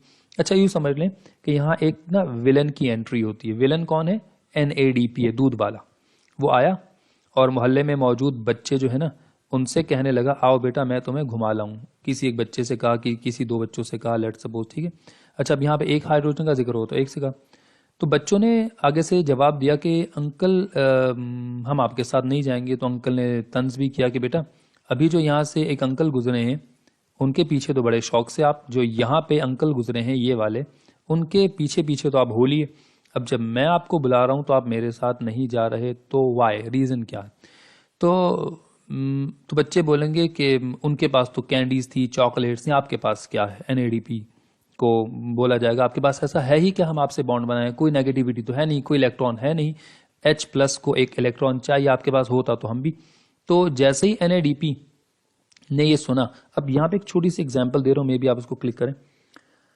आप किसी के घर जाते हैं, वहाँ छोटे बच्चे अगर हैं उनके घर में, तो आपका दिल चाहता है, छोटा बच्चा 1 साल का या 1.5 साल का है, तो आपका दिल चाहता है कि उसे गोद में लेके खिलाएं। लेकिन आपने बच्चों को बुलाया, अपनी अपनी बाहें फैलाई और बच्चे ने आगे से मना कर दिया, तो काफ से कच्ची हो जाती है। लेकिन अब भी हिम्मत नहीं हारते। आपने क्या किया, अपनी जेब से जो है ना वो चॉकलेट निकाल ली जो आपने अपने लिए रखी थी, आप खाएंगे बाद में। तो आपने जैसे ही चॉकलेट निकाली, अब चूंकि बच्चे की काम की चीज़ है, अब बच्चा अट्रैक्ट होगा, डेफिनेटली अट्रैक्ट होगा, आपकी गोद में आएगा, खेलेगा। एनएडीपी ने फेरिडॉक्सिन से, अब ये बड़ी इंपॉर्टेंट चीज है, फेरिडॉक्सिन ने एनएडीपी को इस जगह, एनएडीपी रिडक्टेज वाली जगह पे इलेक्ट्रॉन्स दिए। तो एनएडीपी पॉजिटिव है, एक इलेक्ट्रॉन तो उसकी वैलेंसी को पूरा कर रहा है, दूसरा इलेक्ट्रॉन एक्स्ट्रा है। जैसे ही एनएडीपी के ऊपर नेगेटिव चार्ज आता है, हाइड्रोजन विल रैपिडली बाइंड, और हाइड्रोजन को लगता है कि हाँ अब एनएडीपी के साथ बॉन्ड बनाया जा सकता है, तो हाइड्रोजन भी लपक के एनएडीपी के साथ अटैच होता है। इस जगह एनएडीपी रिडक्टेज, ये जो पॉइंट है, प्रोटीन स्ट्रक्चर है, रिडक्टेज का मतलब एडिशन ऑफ हाइड्रोजन, तो यहाँ तीसरा स्टेप पूरा हो रहा है। यानी फोटोलाइसिस अगर ना होता तो ईटीसी ना होता, ईटीसी ना होता तो आपके पास इस जगह रिडक्शन यानी हमारा लाइट रिएक्शन का तीसरा स्टेप कंप्लीट हो रहा है, एनएडी रिडक्शन ऑफ एनएडीपी, मतलब NADP will become NADP H, यही हुआ ना। तो होगा क्या, यहां से एनएडीपी आया इधर और फिर वो इस जगह, यहां वो NADPH बन गया। क्या बन गया वो? NADPH,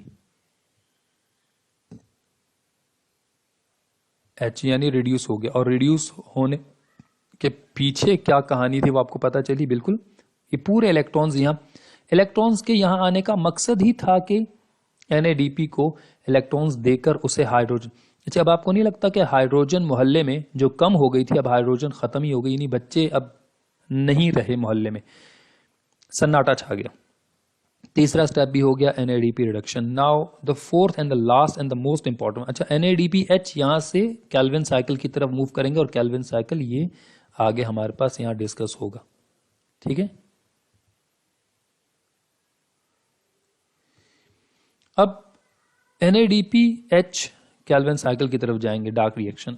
इसके अलावा आपको अब मैं बताऊं कि जो बहुत सारी हाइड्रोजन अंदर जमा हो गई थी तो बाहर की हाइड्रोजन जीरो हो गई।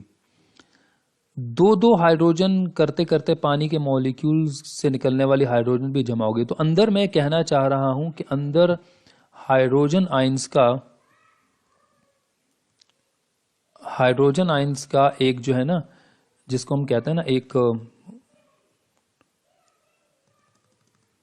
बड़ा सा क्लाउड या तूफान सा बन गया है, यानी बहुत सारे H+ आइंस अंदर जो है ना वो मूव कर रहे हैं, मतलब अंदर ही मौजूद हैं। अब वो क्या करेंगे, जितने भी हाइड्रोजन आयंस हैं ये सारे के सारे ये millions of trillions of hydrogen ions now from higher concentration towards lower. अब आपको समझ में आ रही होगी बात, हम लोगों ने स्ट्रोमा के हाइड्रोजन को रिमूव क्यों किया, क्योंकि हमें कंसंट्रेशन ग्रेडियंट चाहिए था। थाइलाकॉइड के अंदर हाइड्रोजन का बहुत बड़ा एक जखीरा जमा हो गया और बाहर जीरो हो गया।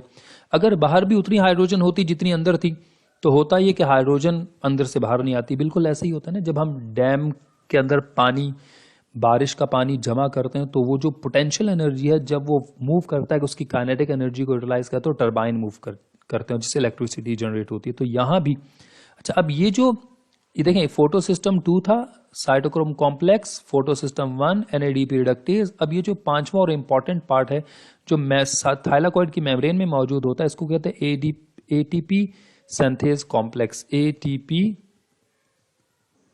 सिंथेज कॉम्प्लेक्स, ये जो ATP सिंथेज कॉम्प्लेक्स है, ठीक है, इस पार्ट का नाम है, होता क्या है, it is the smallest ever motor, आप इसको कह सकते हैं। Hydrogen will flow from higher concentration towards lower concentration, this is the lower concentration area, so that once the hydrogen flow through this part there will be formation of large amount of energy in the form of heat इस जगह। अच्छा, hydrogen flow से जो energy produce होगी, hydrogen की kinetic energy से जो energy produce होगी उनके मूव करने से, उस एनर्जी को इस्तेमाल किया जाएगा ADP। अच्छा, ये ADP आया था डार्क से, कहां से, डार्क से। ये ADP डार्क से आया था और ये क्या लेने आया था, फॉस्फेट, ठीक है। यानी ADP wants to become adenosine di, want to become ATP adenosine tri. तो अच्छा, अब ये फॉस्फेट प्लांट्स को जमीन से मिलता है, प्लांट्स को फॉस्फेट, फॉस्फोरस जो है ना वो जमीन से मिलता है, ये हम डिस्कस कर चुके हैं चैप्टर नंबर 12 न्यूट्रिएंट्स में, ठीक, न्यूट्रिशन में, ठीक है, मिनरल एफिशिएंसी। तो ये जो फॉस्फेट है, अच्छा, ADP डार्क से आया था और यूटिलाइज होकर आया था। अब ये ADP इस P के साथ रिएक्ट होगा तो ये बन जाएगा एडिनोसिन ट्राई फॉस्फेट, और ये बेसिकली इस हाइड्रोजन, 3 हाइड्रोजन का फ्लो चाहिए होगा। यहां मैं मेंशन कर देता हूं हमें कितने हाइड्रोजन का फ्लो चाहिए, यानी by the flow of 3 hydrogen 1 ATP will produce. 3 hydrogen जब फ्लो करेंगे और बाहर आएंगे तो इनके फ्लो करने से हमें एक ATP फॉर्मेशन के लिए जो है ना वो एनर्जी मिलेगी। तो by the flow of 3 hydrogen 1 ATP will synthesise. तो ये हो गया हमारे पास लाइट रिएक्शन, यानी चौथा और last step synthesis of ATP complete हो गया है, ठीक है। अच्छा, अब मैं आपको एक चीज समझाना चाह रहा हूं, बताना चाह रहा हूं, बल्कि देखें स्टूडेंट, इस जगह मैंने P, E, R और S को जो है ना थोड़ा अलग कलर से मेंशन किया है। अगर हम स्टोरी की सूरत में देखना चाहें और अगर आपको ये चीज समझ में आए तो आप इसको ऐसे भी कर सकते हैं। अब इसको यूं याद रखिएगा कि वो वहां से स्टेटमेंट स्टार्ट करते हैं, परवेज कुरैशी साहब पर्ल कॉन्टिनेंटल PC होटल में फूड खाने के शौकीन हैं और उनकी जेब में हमेशा लाइट क्या होता है, पर्स, यानी कि वो अपनी जेब में लाइट पर्स लेकर घूमते हैं। वॉलेट का जिक्र हो रहा है, ठीक है, लाइट हल्का पर्स। तो आपको P पहले से फोटोलाइसिस याद आएगा, सेकंड से आपको याद आएगा electron transport chain, third one reduction of NADPS synthesis.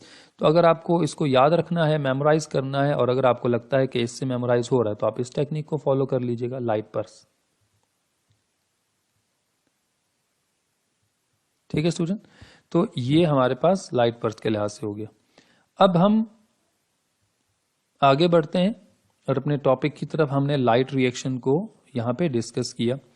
अच्छा, अब लाइट रिएक्शन में जो NADPH बना वो और जो ATP बना वो कहाँ यूज होंगे? डार्क में। अच्छा, कितने ATP बनेंगे ये भी जरा देख लीजिएगा।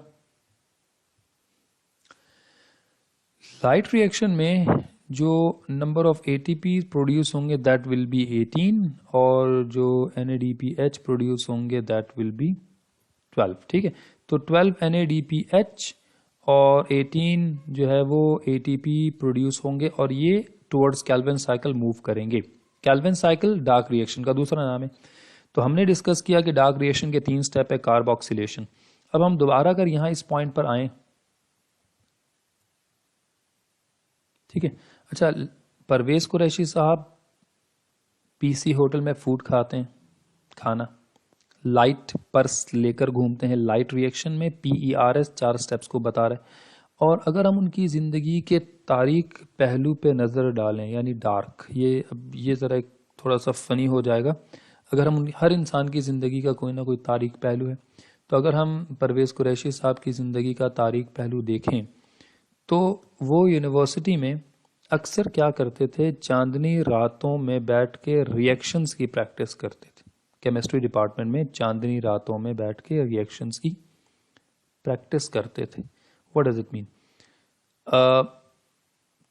C carboxylation, R reduction, second R regeneration. तो हमने डार्क रिएक्शन, ये जिंदगी का तारीक पहलू किसका? परवेज कुरैशी साहब। और उसमें कुछ पॉइंट्स हैं, उनकी GPA का जिक्र होगा, उनकी यूनिवर्सिटी लाइफ का थोड़ा जिक्र करेंगे, तो आगे भी डिस्कस करेंगे। स्टूडेंट अगेन बोल रहा हूँ, अगर आपको इससे याद करने में आसानी है तो ये फॉलो करें, नहीं आसानी अगर आपको लगता है इससे हमें हेल्प नहीं हो रही, तो आप जिस रूल, जिस मेथड के जरिए आप उसको याद रखना चाहें, आपकी अपनी मर्जी है। ठीक है, कोशिश कर रहा हूँ कि मैं हर चीज़ को इमेजिनेशन में लेकर आऊँ ताकि आप उसको इमेजिन कर पाएँ और फिर आप उस चीज़ को आसानी से जो है ना वो याद भी रख सकेंगे। अब हम डार्क रिएक्शन का जिक्र करते हैं। देखें, जब आप डार्क रिएक्शन का जिक्र करते हैं तो हमारे पास कार्बन डाइऑक्साइड, ठीक है, कार्बन डाइऑक्साइड का जो मॉलिक्यूल है वो डार्क रिएक्शन में यूज होता है, इससे पहले मालूम है। लेकिन कितने कार्बन डाइऑक्साइड के मॉलिक्यूल? 3, यानी 3 कार्बन डाइऑक्साइड के मॉलिक्यूल डार्क रिएक्शन का हिस्सा बनेंगे। और ये एक ये डॉट जो है ना, एक कार्बन डाइऑक्साइड के मॉलिक्यूल को मेंशन कर रहा है। ऐसे 3 कार्बन डाइऑक्साइड के मॉलिक्यूल होंगे और वो क्या करेंगे, आपके पास ribulose biphosphate, this is a compound which is known as RUBP, ribulose biphosphate. ठीक है, फुल फॉर्म नहीं लिख रहा क्योंकि वो ऑलरेडी आपके नोट्स में मौजूद है और यहाँ मेरे पास एक जगह कम पड़ जाएगी। तो 3 carbon dioxide molecule will make a bond with 3 ribulose biphosphate molecule. ठीक है, और 3 कार्बन डाइऑक्साइड, जब 3 राइबोलूज बाइफॉस्फेट, अच्छा एक राइबोलूज बाइफॉस्फेट में यहाँ जो आपके पास ये एक डॉट है, ये बेसिकली कार्बन मेंशन कर रहा है, तो यहाँ एक कार्बन है। और यहाँ पे आपके पास राइबोलूज बाइफॉस्फेट के एक मॉलिक्यूल में 5 कार्बन है, राइबोलूज 1 2 3 4 5, यानी यहाँ 5 कार्बन कंपाउंड है, ये 1 कार्बन कंपाउंड है। ऐसे 3 कार्बन डाइऑक्साइड के मॉलिक्यूल और ऐसे 3 राइबोलूज बाइफॉस्फेट के मॉलिक्यूल मिलकर, ठीक है, क्या करेंगे, in the presence of enzyme, rubisco enzyme है, and they will produce intermediate product. यहाँ पे ये CO2 का कार्बन इसके कार्बन नंबर 2 पर अटैच हुआ और फिर ये फौरन डिसोसिएट हो जाएगा, स्प्लिट हो जाएगा, और स्प्लिट होने के बाद इससे ऐसे 6 मॉलिक्यूल्स बनेंगे। ये जो 6 है, ये बेसिकली 6 मॉलिक्यूल्स को मेंशन कर रहा है यहाँ पर। मैं यहाँ बता भी देता हूँ, चलिए इसको हम इरेज कर देते हैं ताकि इनको हम फिर बाद में लिखें तो हमें समझ में आए। ठीक है, और ये जो 3 है ये भी इन्होंने इन 3 मॉलिक्यूल्स के लिहाज से डिस्कस किया। तो अब हमारे पास क्या होगा, ऐसे 6 मॉलिक्यूल्स बनेंगे, 6, ठीक है। अच्छा, अब हम इनको यहां जब लिखेंगे तो वो मॉलिक्यूल जो 6 होंगे वो होंगे क्या, वो होंगे G3P, शॉर्ट फॉर्म में ग्लाइसरेट 3 फॉस्फेट, और कितने होंगे वो 6 होंगे। तो यानी 3 कार्बन डाइऑक्साइड के मॉलिक्यूल और 3 राइबोलोज बाइफॉस्फेट के molecule with the help of enzyme जब रिएक्ट करेंगे तो फाइनली उनसे जो पहला प्रोडक्ट बनेगा ग्लाइसरेट 3 फॉस्फेट। इसलिए ये नाम यहां बता रहा हूं क्योंकि आगे जाके ग्लाइकोलाइसिस में भी आपको ये काम आएगा। वैसे तो इसको 3PG 3 फॉस्फोग्लाइसरेट भी कहते हैं और इसको PGA फॉस्फोग्लाइसरिक एसिड भी कहते हैं, मगर मैं आपको जो फोकस करके नाम बता रहा हूँ वो G3P है। उसकी वजह है तो स्टोरी में इसको याद रखना आसान होगा और आगे आपको ग्लाइकोलाइसिस में भी इसके कुछ स्टेप्स दोबारा पढ़ने होंगे। तो पहला स्टेप हो गया कार्बन डाइऑक्साइड एडिशन। तो addition of carbon dioxide is carbon fixation, या जिसको हम कार्बोक्सिलेशन कह रहे हैं। आप उसको कार्बोक्सिलेशन भी कह सकते हैं, कार्बन फिक्सेशन भी कहें, तो ये पहला स्टेप हो गया, ठीक है। एक ही बात है, कार्बोक्सिलेशन कहें या कार्बन फिक्सेशन कहें। Addition of carbon dioxide ribulose biphosphate. अच्छा, अब यहां क्या होगा, ग्लाइसरेट 3 फॉस्फेट अगले स्टेप में क्या बनेगा, यहां इसमें फॉस्फेट ऐड हो जाएगा और ये बन जाएगा अगले स्टेप में 6 मॉलिक्यूल्स ही होंगे और ये बनेंगे ग्लाइसरेट 1 3 बाय फॉस्फेट। यहां अब आपके पास ग्लाइसरेट 3 फॉस्फेट विल बिकम ग्लाइसरेट। अच्छा, 3 का मतलब ये होता है कि कार्बन नंबर 3 पर एक फॉस्फेट है, इसका ये मतलब नहीं कि 3 फॉस्फेट है। ऑर्गेनिक केमिस्ट्री में आप समझ सकते हैं मैं क्या बोल रहा हूं। अब ग्लाइसरेट 1 3 बाय या बिस फॉस्फेट का मतलब होता है कि ग्लाइसरेट जो 3 कार्बन कंपाउंड है। अच्छा, जिन प्लांट्स में पहला प्रोडक्ट ग्लाइसरेट 3 फॉस्फेट बनता है 3 कार्बन कंपाउंड, ऐसे तमाम प्लांट्स को हम C3 प्लांट्स कहते हैं, ये आपको मालूम है। अब ग्लाइसरेट 1 3 बाय का मतलब है कार्बन नंबर 3 के अलावा कार्बन नंबर 1 पर भी एक फॉस्फेट आ गया। तो ये कहां से आया, जो ATP मॉलिक्यूल्स ये वाले थे 18 18, इनमें से 6 ATP यहां यूज होंगे और वो 6 ADP बन जाएंगे। ये सारे ADP दोबारा कहां जाएंगे, इधर, और फिर वापस चार्ज होंगे। तो 6, अच्छा अब 18 में से काउंट करते जाएगा, 6 ATP कंज्यूम हो गए, वो 6 ADP बन गए। इन्होंने अपना फॉस्फेट इसके कार्बन 1 को दिया तो ये बन गया ग्लाइसरेट 1 3 बाय फॉस्फेट। ऐसे 6 मॉलिक्यूल्स बने। अगले स्टेप में क्या होगा, NADPH, ये रहा 12, इनमें से कितने 6 NADPH will consume, they will become NADP positive यानी ऑक्सीडाइज। और अच्छा, चूंकि अब वो अपने हाइड्रोजन को ऐड कर रहे हैं, हाइड्रोजन दे रहे हैं, तो इट्स बेसिकली रिडक्शन। तो ग्लाइसरेट 1 3 बाय फॉस्फेट जब रिड्यूस होगा तो it will become 6 GA3P। Now what is A3P? It's glycer aldehyde, GA3P glycer aldehyde 3 phosphate, और इसके कार्बन नंबर 1 का phosphate PI inorganic phosphate remove हो जाएगा। तो ग्लाइसर एल्डिहाइड 3 फॉस्फेट GA3P कितने बनेंगे, 6। एल्डिहाइड क्यों, क्योंकि हाइड्रोजन ऐड हुआ तो अब वो एल्डिहाइड ग्रुप बन गया ग्लाइसर aldehyde. This is the precursor of glucose. अब 6 मॉलिक्यूल्स हैं, अब ये 6 मॉलिक्यूल्स आगे जाके ग्लूकोज बन सकते हैं, लेकिन इनमें से 3 ग्लूकोज बनेंगे और ये साइकिल रुक जाएगा। तो प्लांट्स क्या करते हैं, इन 6 में से सिर्फ और सिर्फ एक को, यानी एक मॉलिक्यूल को यहां बाहर निकाल देते हैं। मैं वैसे 1 लिखते नहीं है, लेकिन आपको समझाने के लिए मैं लिख देता हूं GA3P। अब 1 GA3P will eliminate from the cycle, eliminate, and how much remaining, remaining will be 5 GA3P, यानी 5 ग्लाइसरल्डिहाइड 3 फॉस्फेट अब रिमेनिंग है, ठीक है। ये रिमेनिंग वो हैं जिनको साइक्लिक प्रोसेस स्टार्ट करने के लिए दोबारा से जो है ना इस्तेमाल किया जाएगा। अच्छा, ये 1 GA3P is not sufficient to, क्योंकि 1 GA3P 1 glyceraldehyde 3 phosphate is a 3 carbon compound, 1 2 3 3 carbon है और ग्लूकोज में 6 कार्बन है। इसका मतलब है ऐसा एक और GA3P चाहिए। तो केल्विन साइकिल, अब ये तो हो गया रिडक्शन, तो केल्विन साइकिल एक दफा कंप्लीट होने के बाद एक दफा दोबारा कंप्लीट होगा, यानी एक ग्लूकोज मॉलिक्यूल को सिंथेसाइज करने के लिए, एक ग्लूकोज मॉलिक्यूल की सिंथेसिस के लिए ऐसे कितने GA3P चाहिए होंगे, 2। तो इसका मतलब है एक केल्विन साइकिल में एक Ga3p प्रोड्यूस होता है, एक केल्विन साइकिल में एक Ga3p, तो दो, इसका मतलब है for one glucose how many kelvin cycles will repeat, 1 2 3 4 और 5, तो आप कहेंगे for one glucose Calvin cycle should be repeated twice, दो दफा। अच्छा, अब यहां तक तो रिडक्शन हो गया। 5Ga3p का मतलब है 3 कार्बन कंपाउंड है, 1 2 3, मगर ऐसे 5 मॉलिक्यूल्स हैं, इनको रीअरेंज किया जाता है, इनमें कोई भी एडिशन ऑफ न्यू कार्बन या रिमूवल ऑफ कार्बन नहीं होता रीजनरेशन में। अच्छा, रीजनरेशन में चूंकि ऑर्गेनिक जो कार्बन स्केलेटन है उसको रीअरेंज करने के लिए एनर्जी चाहिए, तो again 3 ATP molecule will consume and become 3 ADP।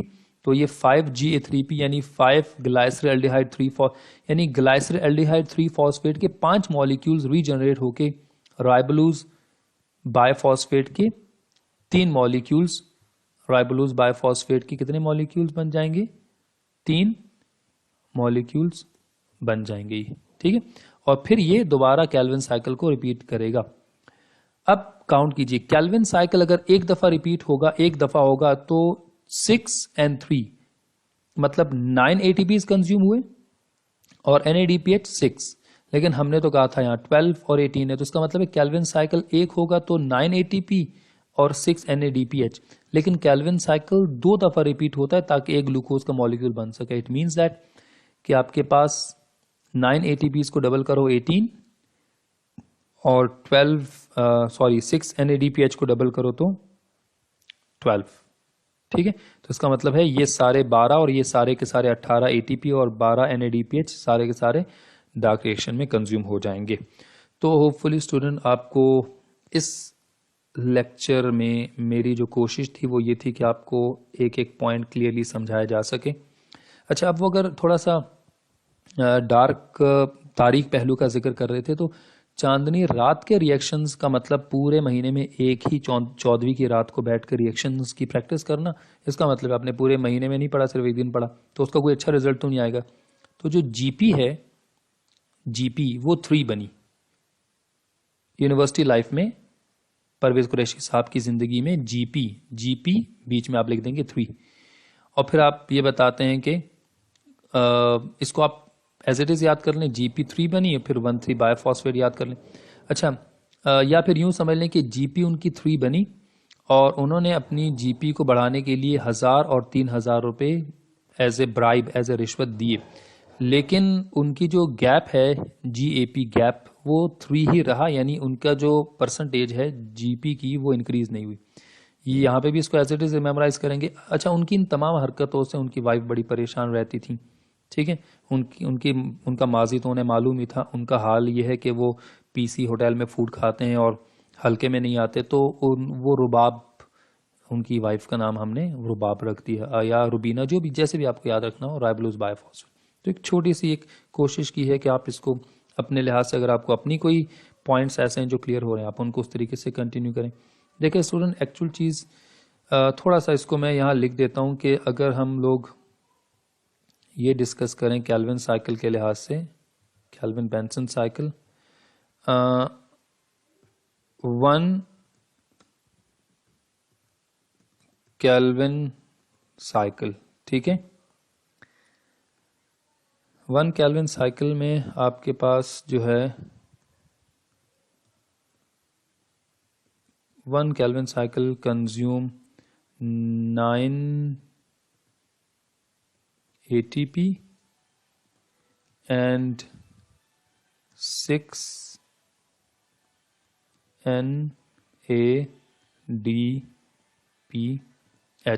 यानी 1 Calvin cycle consume 9 ATP and 6 NADPH for 1 glucose Calvin cycle will repeat twice, ठीक है।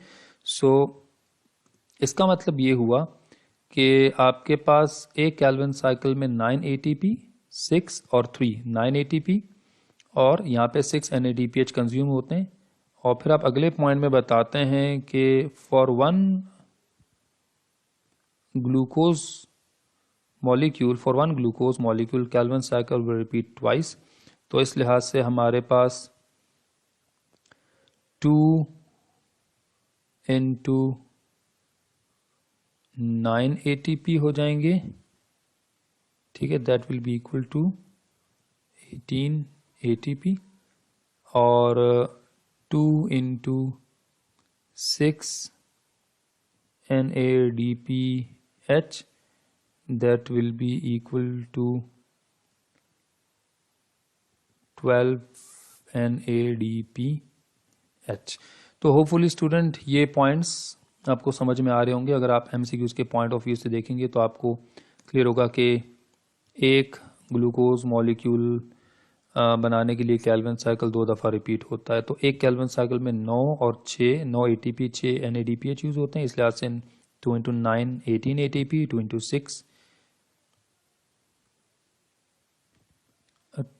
6 it will be 12 NADPH। Thank you students. Hopefully आपको ये थोड़ा सा मुश्किल है, आपको इसके लिए काफ़ी टाइम निकाल के देखना पड़ेगा। और if you have any queries regarding this lecture तो अपने पास प्रॉपर नोट डाउन कर लीजिएगा। इंशाल्लाह जो भी क्वेश्चन आंसर सेशंस होंगे, या अगर आप मुझसे ग्रुप में भी पूछना चाहते हैं तो मोस्ट वेलकम। Thank you.